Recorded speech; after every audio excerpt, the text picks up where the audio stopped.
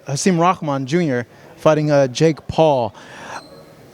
First off, let me get your thoughts about the matchmaking of the fight. Do you feel that there's a particular reason why they picked him? Because I have some things that I've been thinking in my head, and I don't know if I'm like too far off. No, you're not off. Your thoughts are the same as mine. They're picking a fighter that practically just got knocked out. Okay. Yeah, that's. I was like, there's a reason why they're picking him, because he got knocked out in his last fight. But even beyond that, he's in a higher weight. They're gonna force him to pull his weight down, and you know, I don't know how Jake Paul, to be as young as he is, he's very business savvy, and then somehow, some way, he's very business savvy in the sport of boxing. Let's say you see Floyd, the career of Floyd, the career of Canelo. I'm gonna give you a hypothetical. Yeah. Let's say Hasim Rahman and his camp are like, they understand that he's trying to get us to suck ourselves down. We're only gonna go here. They'll massage it.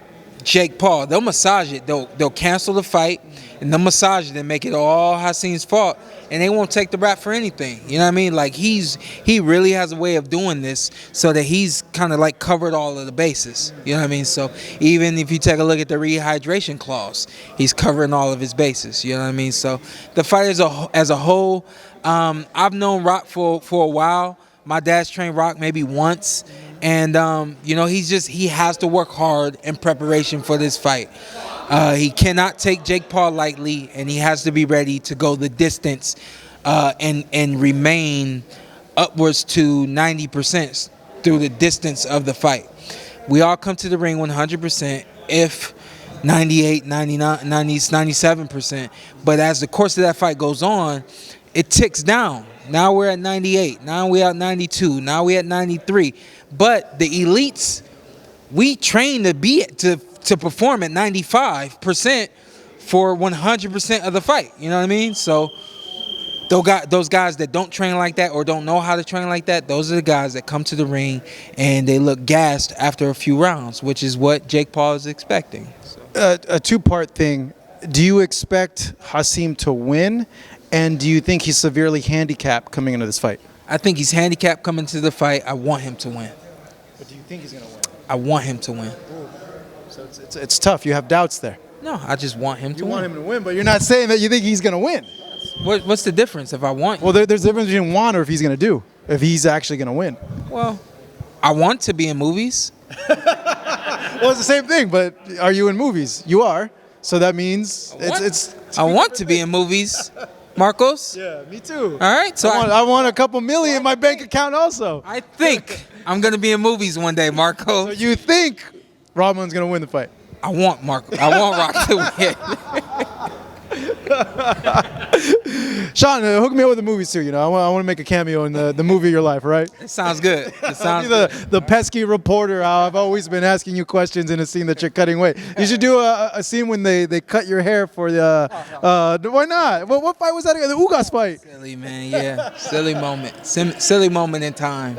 How much weight was that to cut the hair? I don't think it made a difference. I don't know if it made a difference. Yeah. But I remember your face when you made the weight.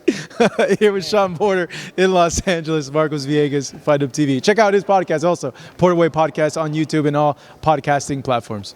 Hasim, he looked ready at the press conference. He looks big like a house. He is. You know, look at the protocols that Jake is taking him to at this point. You know what I mean?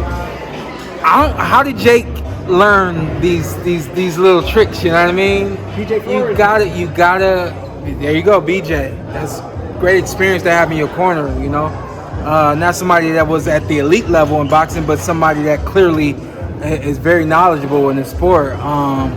Could give him knowledge in terms of how to make sure Hasim is not 100% on fight night. I do think that the rehydration protocol is going to be a problem.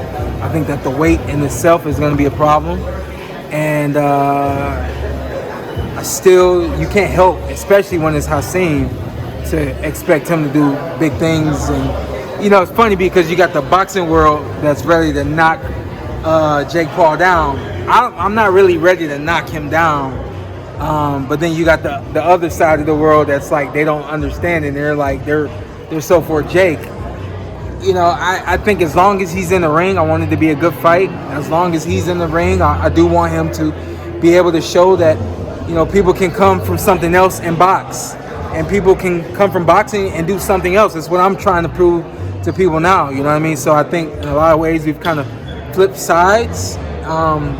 But at the end of the day, again, you know, you go back and you take a look at it, it's Hasim Rahman Jr., you know, so we're always going to be rooting for him. What did you make of the press conference, man? Hasim he went at him. He's playing his game, you know, that talking game. Yeah.